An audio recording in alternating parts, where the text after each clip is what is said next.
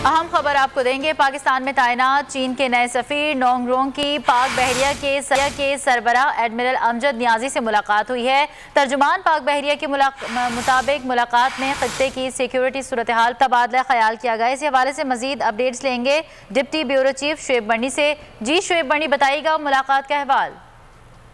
जी देखिए, पाकिस्तान में तैनात चीन के जो नए सफीर हैं उन्होंने नेवल हेडक्वार्टर्स में पाक बहरिया के सरबराह एडमिरल मोहम्मद अमजद खान नियाजी से मुलाकात की है। मुलाकात के दौरान पाकिस्तान और चाइना के दरमियान होने वाली बाहमी दिलचस्पी के उमूर और खित्ते की सिक्योरिटी सूरत हाल पे तबादला ख्याल हुआ है। नेवल चीफ ने खित्ते की बहरी सिक्योरिटी के हवाले से पाक बहरिया के किरदार पर रोशनी डाली।